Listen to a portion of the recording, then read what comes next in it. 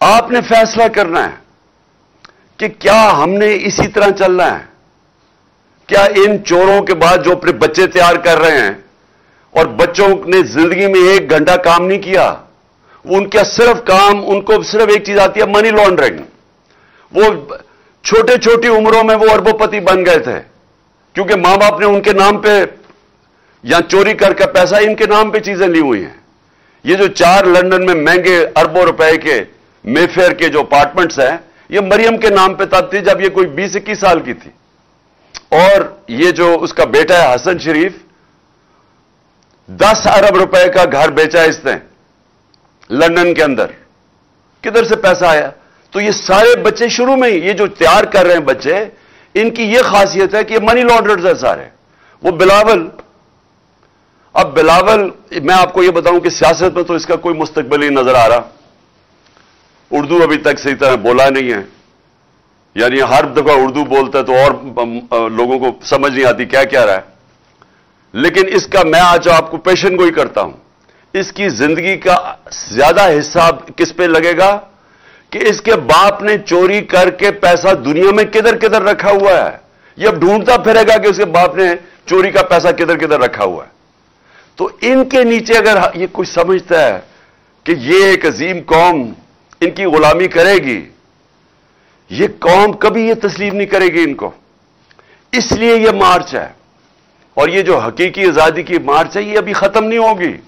میں آخر میں بتاتا ہوں کہ ہم نے کس دن کیا کرنا ہے، لیکن میں یہ آپ کو بتا دوں کہ یہ مارچ، یہ جب تک ہم اس ملک کو حقیقی طور پہ آزاد نہیں کرتے ہم نہیں رکیں گے. آپ تو حقیقی آزادی کی میں ساری قوم کو یاد کرا دوں، 2 اس کے ستون ہیں جس کے اوپر حقیقی طور پہ قوم آزاد ہوتی ہے. سب سے پہلا، قوم کے فیصلے قوم میں ہوں، کسی اور قوم کی غلامی نہ کرے. ہم کسی سپر پاور کی غلامی نہ کریں. لا الہ الا اللہ اس نعرے کے اوپر بنا تھا پاکستان. لا الہ الا اللہ ایک دعویٰ ہے کہ میں آزاد ہوں، میں صرف ایک اللہ کے سامنے جھکتا ہوں، باقی میں آزاد ہوں. ایک خودداری کا یہ دعویٰ ہے، ایک قومی غیرت کا دعویٰ ہے.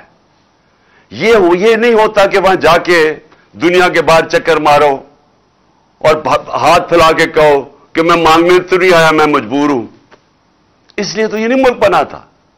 اس لیے تو قائد اعظم جب ان کو پتا بھی تھا کہ انہوں نے زندہ نہیں رہنا زیادہ دیر، پتہ نہیں چلنے دیا اپنی بیماری کا کہ کہیں پاکستان کوئی رکاوٹ نہ آ جائے پاکستان نہ بننے میں. اعظم سواتی کو اگر انصاف نہیں مل سکتا، پاکستان کے سینیٹر کو، ایک آدمی جو اپنی ساری کمائی باہر کرتا ہے اور پاکستان کمائی لے کے آتا ہے، اس کو انصاف نہیں مل سکتا، اس سے ظلم کی انتہا ہوتی ہے. ارشد شریف کو انصاف نہیں مل سکتا.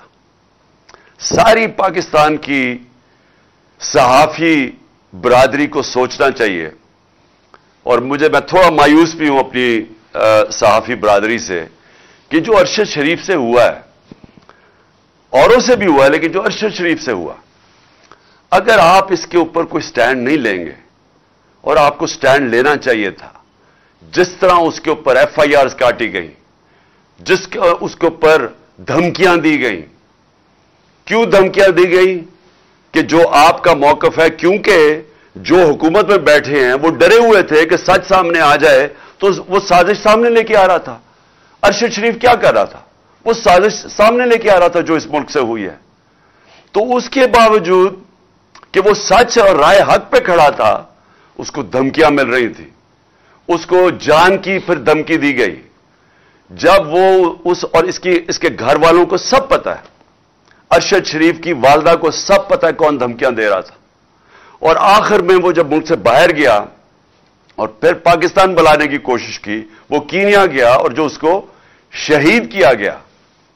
یہ اگر ارشد شریف نمبر 1 پاکستان کا انویسٹیگیٹو جرنلسٹ، اگر اس کو مار سکتے ہیں اور کوئی پھر پوچھنے والا نہیں ہے، کوئی انویسٹیگیشن ہی نظر آ رہی کہ ہوگی صحیح معنی میں، کسی کو اعتماد نہیں ہے، کیونکہ سب کو پتا ہے کہ طاقتور دوسری طرف ہے، اور سب सबको पता है इस मुल्क में कि जब ताकतवर के सामने एक कमजोर खड़ा होता है, इंसाफ नहीं मिलता। मुल्क का एक्स प्राइम मिनिस्टर, जो मैंने आपको कहा कि अगर मैं एफआईआर नहीं रजिस्टर करवा सका, पुलिस वाले कहते कि जी हमारी पंजाब गवर्नमेंट है, हमारी पुलिस है, वो पुलिस वाले कहते जी अगर आपने मैं इस्तीफा दे देता हूं, मैं नहीं ये कर सकता, क्योंकि ताकतवर था। दूसरी तरफ डर्टी हैरी, उसका नाम सुन के सारे डर जाते थे। ये भी तैयार हो गए कि हां जी प्राइम मिनिस्टर के खिलाफ भी कर देंगे, और जो वो है दूसरा इंटीरियर मिनिस्टर उसके खिलाफ भी। लेकिन ये कोई खास है कि इसको हम नहीं कुछ कर सकते, ये कोई ऐसी ताकत वाली चीज है, ये कानून के ऊपर है, इसको लाइसेंस टू किल है। ये जो भी करेगा, हम इस मुल्क का कानून इसको नहीं पकड़ सकते। मेरे ऊपर ये जियो ने ये जो घड़ी की सारी कहानी, और पीछे इसके सारे नून लीग और डर्टी हैरी भी था, इन्होंने कहानी बनाई मेरे ऊपर कि जी मैंने वो घड़ी का जो किया। अब अगर मुझे पाकिस्तान की, मैंने केस तो यहां भी करूंगा, लेकिन पाकिस्तान की अदालतों में मुझे अफसोस से कहना पड़ता है कि मुझे यहां इंसाफ नहीं मिलेगा। इसलिए मैं अमेरिका जा रहा हूं, इसके ऊपर केस कर रहा हूं, मैं बरतानिया इसके ऊपर केस कर रहा हूं, ये जियो और शकील रहमान इसका ये जो ग्रुप है, और मैं दुबई में केस कर रहा हूं। और मैं आज आपको कहता हूं कि मैं क्यों वहां कर रहा हूं, क्योंकि मुझे पता है मुझे इंसाफ मिलेगा वहां। मुझे पता है कि इसने जो मेरे ऊपर मेरी इज्जत की तौहीन की है, मुझे पता है कि वहां उनकी अदालतों में, क्योंकि मेरा केस लड़ा हुआ हूं वहां, बहुत बड़ा केस हुआ था मेरा और इयन बोथम का बरतानिया की अदालत में। वो मेन हेडलाइंस केस था, 3 हफ्ते वो केस चला था। मुझे पता है वहां अदालतें कैसे चलती, और वो भी यही था, हरजाना का केस था। तो मुझे तो पता है वो कैसे चलता है, और मुझे पता है कि जो अब इन्होंने जो किया है, इसके ऊपर जो हरजाना होगा, इसके ऊपर जो डैमेजेस होंगे, मैं इसलिए चाहता हूं कि पाकिस्तानी कौम देखेगी क्या होगा। और मैं इसलिए चाहता हूं कि हमें भी यहां देखना चाहिए, हमारी अदालतों को भी, कि हम क्यों ये नहीं कर सकते, क्यों नहीं लोगों की इज्जत की हिफाजत कर सकते, क्यों एक मुल्क के एक्स प्राइम मिनिस्टर के ऊपर इस तरह गंद उछाला जाए, किसी के ऊपर भी, किसी इंसान पे भी। लेकिन यहां तो कोई भी पूछने वाला नहीं है। और ये है, इसको मैं कहता हूं क्यों वो खुशहाल है मुल्क, क्योंकि आप और तो छोड़े ना दुनिया में सरमायाकार, जो आपके जो पाकिस्तान की बिजनेस आज मगरब में हैं, जो यूरोप में हैं, जो अमेरिका में हैं, जो दुबई में हैं, आप उनसे पूछे ना पाकिस्तान आगे क्यों नहीं सरमायाकारी करते। हमारा 1 करोड़ है पाकिस्तानी बाहर बैठा हुआ। अगर 5 लाख पाकिस्तानी बाहर बैठे हुए फैसला कर लें कि हमने पाकिस्तान में आके सरमायाकारी करनी है, आप ये यकीन दें, यकीन से मैं आपको कहता हूं कि यहां इतना डॉलर आ सकता है पाकिस्तान में कि हमें किसी के सामने हाथ फैलाने की जरूरत नहीं है। हमारे अपने ओवरसीज पाकिस्तानी अगर यहां पाकिस्तान में सरमायाकारी करनी शुरू कर दें, हमें कोई मसला ना हो कि हम भागे फिर रहे हैं, कभी यहां पैसे मांग रहे हैं या हमारे रुपया गिर रहा है। लेकिन वो आते क्यों नहीं है, उनसे पूछें कि क्यों नहीं वो पाकिस्तान में आके सरमायाकारी करते। सबसे बड़ा मसला यह होगा, एक अंग्रेजी का लफ्ज है कॉन्ट्रैक्ट एनफोर्समेंट। उनको यह खौफ होता है कि अगर उनसे कोई फ्रॉड होगा तो यहां उनको कोई तहफ़्फ़ुज़ नहीं मिलेगा। यहां अगर वो प्लॉट भी खरीदते हैं तो उनके ऊपर भी कब्जे हो जाते हैं। मेरे ऊपर जो कातिलाना हमला किया गया, जो मुझे पहले से ही पता था कि तैयारी हो रही है कि दीनी इंतहा पसंद ने जी इमरान खान को मार दिया, पहले किस एजेंसी ने वो वीडियो बनाई, इसलिए जब भी इन्वेस्टिगेशन होगी पता चलेगा कि कौन सी एजेंसी ने ये वीडियो बनाई, किसके कहने पे बनाई, कौन सा वो ऑफिसर था, उसके कहने पे पहले वो बनाई गई। उसके बाद वो एक इनका पालतू कोई वकार सेठी या कुछ है, उसने वो इनसे लिंक है। और मुझे पता था, क्योंकि जब मैं वजीर आजम था मुझे पता था एजेंसीज के साथ कौन लिंक्ड है। उसने फिर जाके उसको उठाया, फिर ये दोनों मरियम दोनों ने उसको प्रेस कॉन्फ्रेंस की, फिर पीटीवी पे 4 दिन प्रोग्राम हुआ उसके ऊपर, सिर्फ बताने के लिए कि इमरान खान ने दीन की तौहीन की है। और तैयारी ये कर रहे थे कि अब इसकी आड़ में एक दीनी इंतहा पसंद इसे मार देगा। मैंने ये 24 सितंबर को भी पब्लिक को बताया और फिर 6 अक्टूबर 7 अक्टूबर को जलसों में बताया कि ये इनका प्लान बन रहा है। इस इंतहा पे कि कोई इस मुल्क के अंदर, जो मैं छोड़े कि मैं इमरान खान हूं, कोई भी दुनिया का मुल्क हो, उसके अगर एक मुल्क में जो सबसे बड़ी जमात है, जो एक फेडरल पार्टी है, क्योंकि पॉलिटिकल पार्टीज मुल्क को इकट्ठा रखती हैं, मुल्क की फौज नहीं इकट्ठा रख सकती, नहीं तो इस पाकिस्तान ने लहदा नहीं होना था। पॉलिटिकल पार्टीज मुल्क को इकट्ठा रखती हैं, और जो पार्टी सारे मुल्क में वाहिद पॉलिटिकल फेडरल पार्टी है, उसको खत्म करने की कोशिश की गई, हर कोशिश की गई उसे खत्म करने की। और ये कौन कर रहा था, क्या इसका मकसद था, इसके ऊपर मैं एंड में आऊंगा। लेकिन ये सारी चीजें हमने बर्दाश्त की, उसके बावजूद हमने ये मार्च की, और हमने मार्च इसलिए की, पॉलिटिक्स के लिए नहीं की, ये सियासत के लिए नहीं हो रहा। मुझे 6 महीने में हर जगह पे, कई जगह के ऊपर मुझे लेटर आता था कि आप अगर इस जलसे में जाएंगे तो आपकी जान खतरे में है। कई जगह चीफ सेक्रेटरी लेटर भेजता था कि जी आपकी जान, मुल्तान का जलसा ना करें, आपकी जान खतरे में। कई जगह है, इसका मुझे खुद पता था कि ये प्लान बना रहे हैं मुझे मारने का। उसके बावजूद मैं निकला, और आज इंशाल्लाह मैं अभी आपको डेट दूंगा एंड में कि मैं आ रहा हूं पिंडी। मुझे पता है कि अभी मेरी जान खतरे में है, सबको पता है, क्योंकि ये लोग जिन्होंने अभी कोशिश किया ये अभी भी वहीं बैठे हैं, तो मुझे पता है जान खतरे में है। लेकिन मैं क्यों उसके बावजूद निकलूंगा? सियासत के लिए नहीं। मुझे सियासत क्या दे सकती है जिसको अल्लाह सब कुछ दे चुका है? मैं एक हकीकी आजादी की जंग लड़ रहा हूं। मैं समझता हूं कि मौत गुलामी से ज्यादा बेहतर है। एक गुलाम की जिंदगी से बेहतर मर जाना है, और खास तौर पे इन चोरों की गुलामी, ये जो 30 साल से चोरों का टोला मुल्क को लूट रहा था, अब इकट्ठा बैठ गया है, जो पहले एक दूसरे के खिलाफ लड़ता था, इनकी गुलामी से, या इनके बच्चों की गुलामी जो ये तैयार कर रहे हैं अपने बच्चे, उससे बेहतर है मर जाओ। आज अपने सारे पाकिस्तानियों से मुखातिब हूं। देखें, ये जो वक्त है, इसके अंदर आप सारी कौम को मैं कह रहा हूं, आप न्यूट्रल नहीं हो सकते।